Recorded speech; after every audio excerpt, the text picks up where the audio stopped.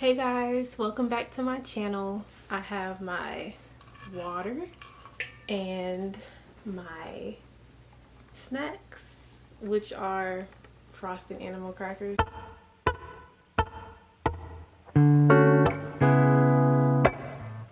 I ate pretty decent today, so I'm gonna allow myself to snack on that.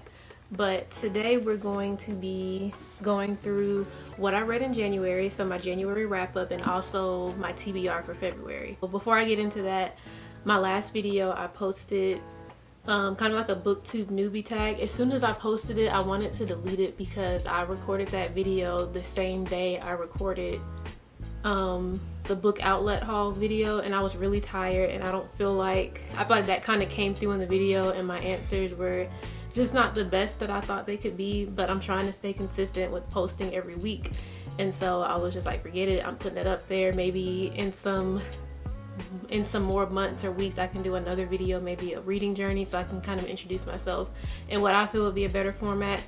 But I just wanted to say thank you to all of the people who commented under that video and welcomed me back to the platform. It really meant a lot because I didn't think that anybody was going to see that, which also like heightened my anxiety. It was like, dang, I wish that I had done a better job, but that's neither here nor there. I just wanted to say thank you guys for welcoming me. And yeah, that's pretty much it. So I guess I'll go ahead and get started with what I was going to talk about. So what I read in January, I actually read 3 books in January, which is a pretty impressive feat for me because there was one year in recent years, I think it might have been 2019 or 2020, I think it was both of those years, that I only read 5 books for the whole year. So the fact that I read 3 books in the month of January, I'm pretty impressed with myself and pretty proud of myself. And those books were Dinner for Vampires by Bethany Joy Lenz, The 7 Husbands of Evelyn Hugo by Taylor Jenkins Reid, and then the 3rd book I read on my Kindle. I love the stickers on this. I decorated it, got it for Christmas, and I put some decor on it. Let's see if I can get to it. I'll just put it on the, let's see if it shows the cover. Okay, on my Kindle I read Some Other Time by Angela Brown, and that was a book that I got from the Amazon First Reads program. I thought that was really cool because if you have Amazon Prime, basically each month, I think it's each month, you can get 2 free books, and they are books that have not been released yet or are releasing later that month or the next month. And they're like, there's different genres. So the book that I picked 2 books. One was a romance, and then the other one was, I think it was like drama or something, thriller, drama, something along those lines. And so I read the synopsis and I bought them, and I really like that concept because it's kind of the same thing that I was talking about in my book outlet video. I think that I want to get more into getting books based off of the synopsis instead of just thinking about the hyped books. I hadn't heard of Angela Brown or the other author's book that I got, so I'm really excited that through the Amazon First Reads program I was able to introduce myself to a new story. So I'll talk about her book, but I'm going to talk about them in the order that I read them. So first, Dinner for Vampires. I made a whole video on this because I was that moved by it, but I'll talk about it briefly. So if you've watched that video, or if you're just familiar with the cover, with the lady on the cover, Bethany Joy Lenz, she played on One Tree Hill, which was like a cult classic TV show in the early 2000s. And I watched that show. I never finished it. Like, I was going through a phase, I talked about this too, where I was watching like Gossip Girl, 90210, and then I ended up starting One Tree Hill and just never completed it. And so, but more recently, she was in A Biltmore Christmas, which is a Hallmark movie, my favorite Hallmark Christmas movie. And I was just so drawn to her character. Like, I just was not expecting a Hallmark movie to be that good. So if you haven't seen it, I highly suggest you do that. I don't think it's on Netflix anymore, but you might be able to purchase it on Amazon or watch it on some other streaming service. But her acting was so good. I was like, who is this woman? So I looked her up and then found out that she was on One Tree Hill. And I was like, wait a minute, I'll watch that show. And then found out from all the Googles that I was doing that she had a book coming out, or a book that had just come out, Dinner for Vampires, which was her memoir.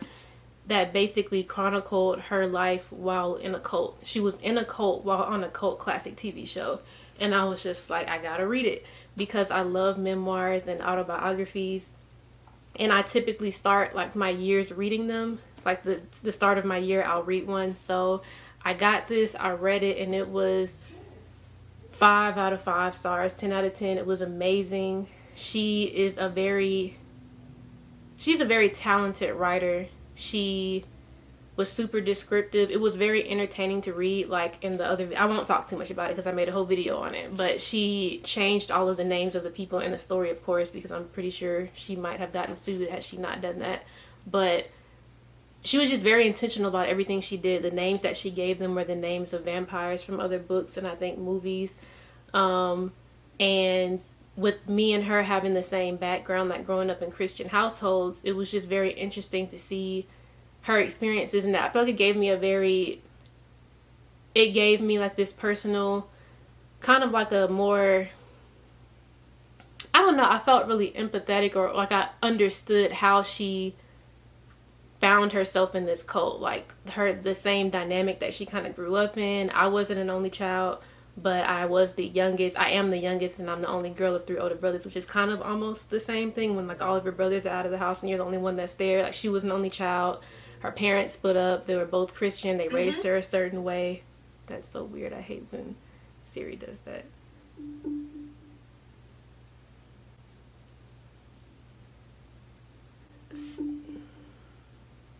So I could really see like how she found herself in each situation that she was in, wanting to be accepted, hearing these certain buzzwords that we hear in church and thinking like, oh, these people might be the right people for me to be around. It's really easier than we think to kind of fall into stuff like that sometimes. But her story was amazing. I wondered how her experiences affected like her perspective on God and spiritual matters, and she answers that in the book. And so Christian or not, fan of her or not, whether you know her or not, I would highly recommend anybody read this book. I think reading helps promote empathy. And so people sometimes will see people like who fall susceptible to cults, and we think, oh, that would never happen to me. But I really think that this kind of humanizes it. It should already be humanized, but it's just, we're all humans. We need to have more compassion for each other. And it'll also introduce you to Bethany, which, she has a lot of great work out there. She's a singer. Like I said, she's an actress. You can watch One Tree Hill. You can watch A Built More Christmas. So it can introduce you to all of that. So completely 100% recommend this. Then the second book I read was The 7 Husbands of Evelyn Hugo. I don't know why I hadn't read this sooner. I'm pretty sure it was released in 2017, and I didn't read it back then. But it's right up my alley because I love historical fiction. I am pretty into like old Hollywood and the old Hollywood glam. There was a time like recently where I was watching like an Audrey Hepburn movie. I kind of watched like some Marilyn Monroe movies, and so I was just really interested by the plot, and I don't know why it took me so long to get to it, but I loved this. Taylor Jenkins Reid, the way she wrote this, it was like every time I read it's like a movie playing in my head, but this was like everything was so clear. Like she wrote this in such a way that it would be a crime to not turn it into something. And I think that there is a Netflix movie that's supposed to be coming out, and I feel like it should be a miniseries because she had 7 husbands. The way that Taylor wrote the book is like each husband has his own section, and it's really like her life while she was married to that husband, but it's just kind of the husband is the umbrella of the story. But the different sections have titles. So it's like you already have the episode names for the miniseries. Like, why are we doing a movie?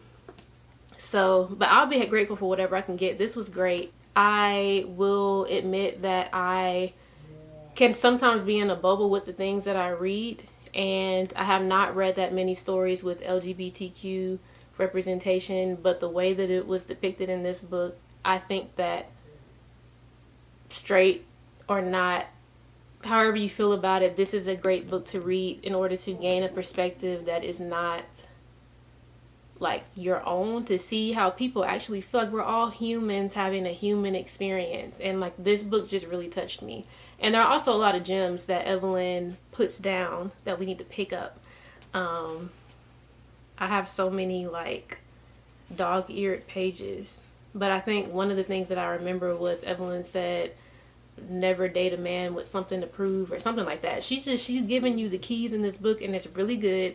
And I just think that everybody watching this should read it before the movie or whatever it is comes out. But we need to hope for a Netflix miniseries.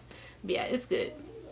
And also, I kept picturing Marilyn Monroe when I thought about Evelyn Hugo, but I read that she is based off of Elizabeth Taylor, who I knew of, but I had never really looked into Elizabeth Taylor's like younger years. I remember seeing her on television like when she was older, like before she passed. And so like I Googled her and looked into her life, and I was just like, yep.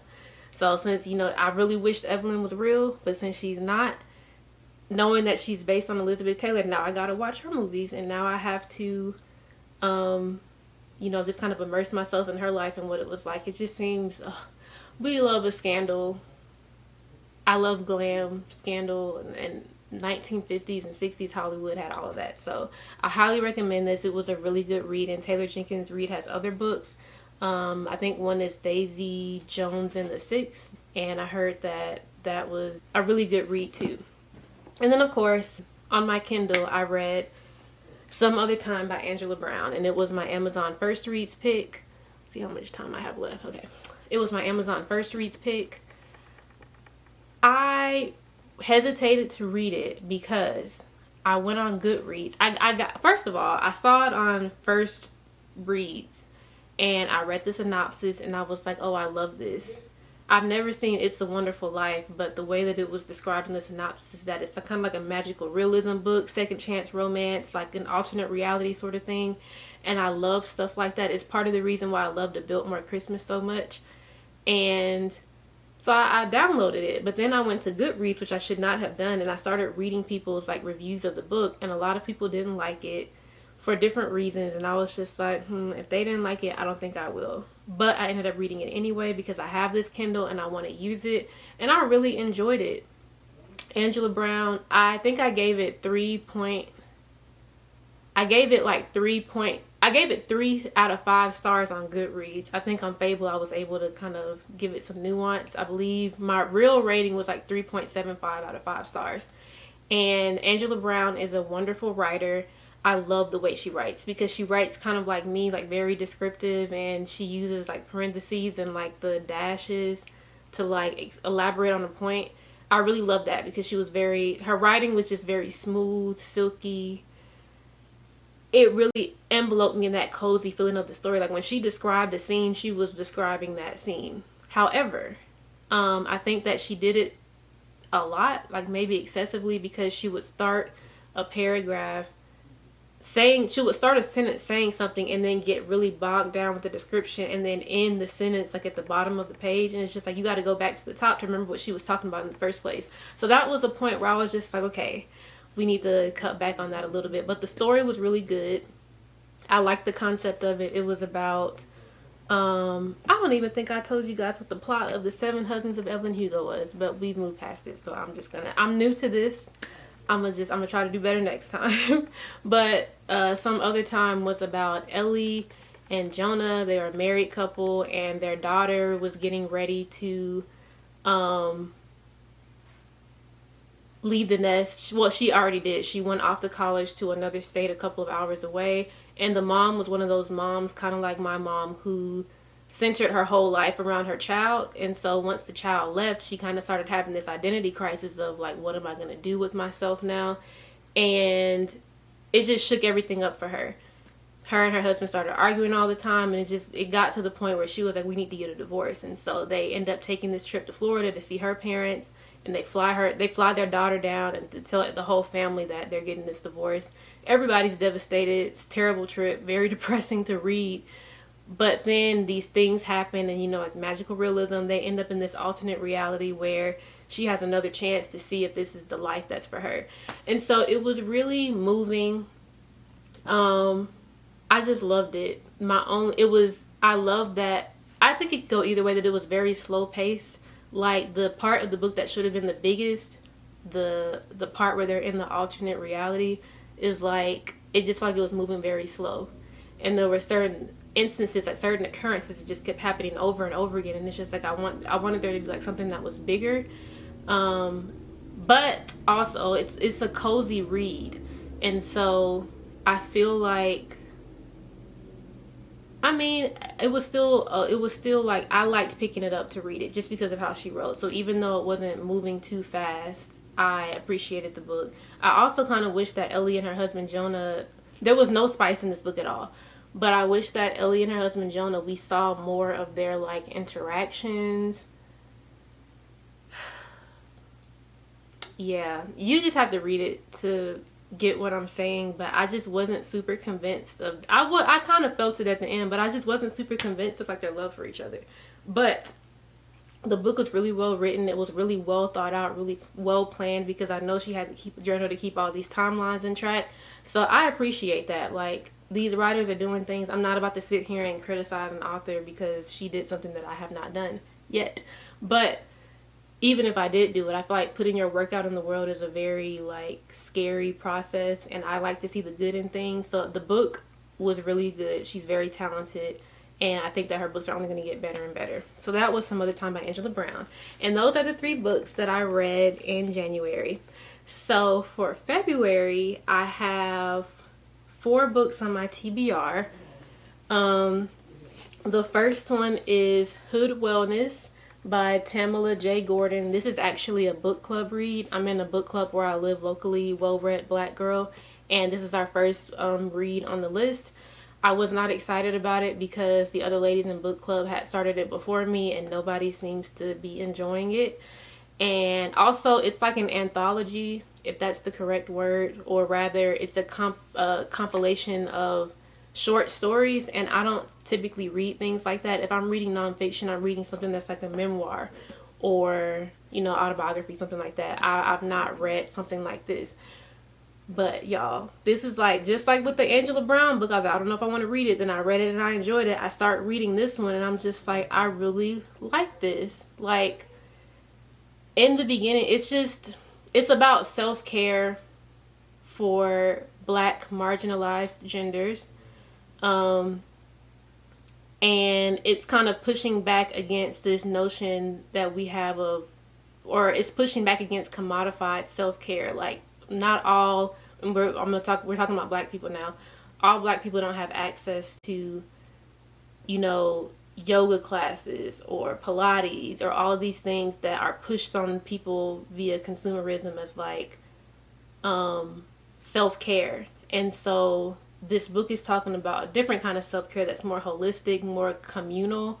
And I'm like 5 stories into it. And at the beginning of the book, the author, the person who, she writes most of the short stories in here, I think, but she then uses, like, she puts other people's stories in here too. She's a really amazing writer, by the way.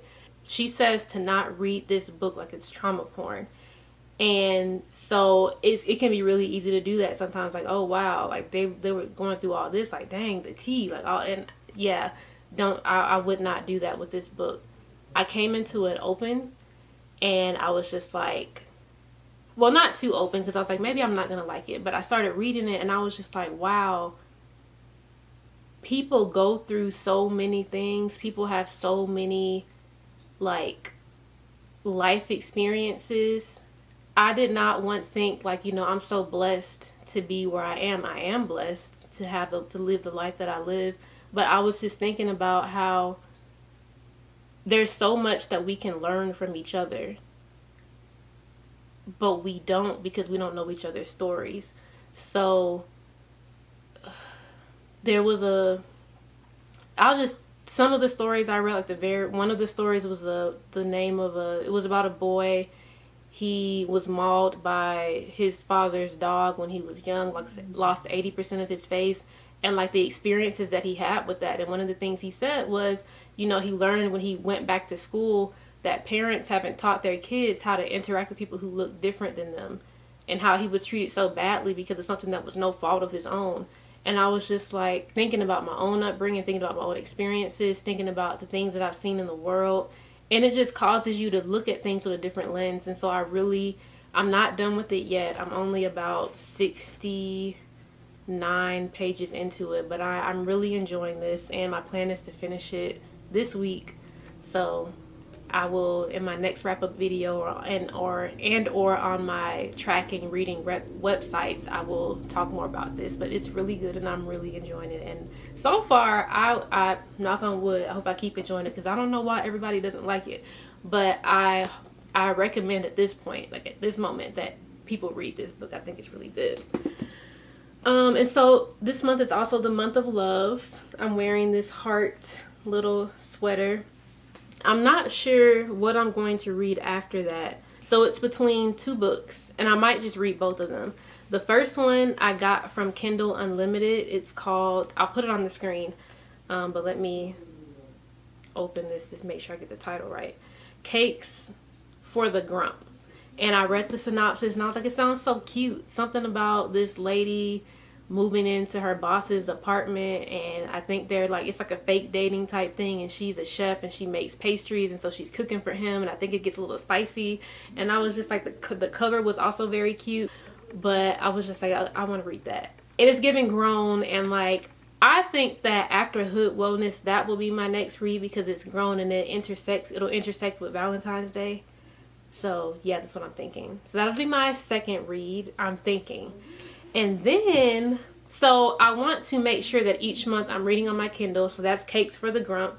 But I also want to make sure that all of those books that I hauled in the book outlet haul video, that I'm also getting through those, because I don't want them to just sit on my shelf and take up space. Like, I actually want to read them. So one of the books that I got is called Nerd Crush. And it's YA, and I hesitated to like pick this up, but I'm just like, I love the cover, and I bought it, so I want to read it. Again, I went to Goodreads and saw the reviews, and they were just kind of like, I mean, yeah, a lot of people liked it.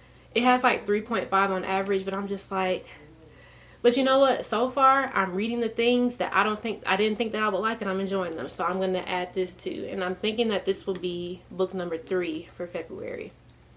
And then lastly, oh wait, and I need to tell you what it's about. I already kind of talked about what this was about in my outlet haul video, but it's about a nerd. No, it's literally called Nerd Crush, so I'm not being mean. But like, she's really into cosplay. She's very introverted, which I haven't done cosplay. I would, but I haven't done it. But she's very introverted, which I can connect with the character on that. And she kind of assumes the personality of a character that she cosplays to get the attention of a guy that she likes.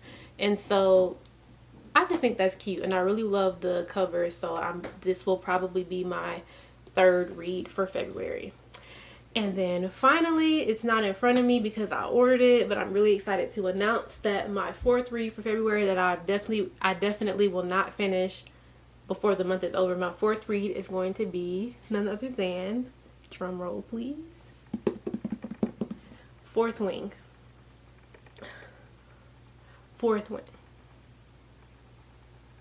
I have been experiencing FOMO. I keep saying that I want a reading experience like I had with Twilight and other books like that back when I was younger. I really want to get into a series, and I want, to get into like the movies or whatever comes out after the series like I used to back then. Like, I haven't had that in a while. So I'm gonna read it. It has all these people like it. Everybody can't be wrong. So I'm really excited to get into that, and maybe I'll do like some sort of reading vlog for that video. I don't know, but that is my January wrap up, my February TBR. I hope you guys enjoyed this video. See you next time. Bye. If you've made it this far in the video, I just want to say thank you so much for watching. This is so scary to do, and to watch myself back when I'm editing it, because I just wish I did so many things differently. Please like and subscribe, and leave any comments of things that you're planning on reading in February and what you read in January. Thank you so much. Till next time. Bye.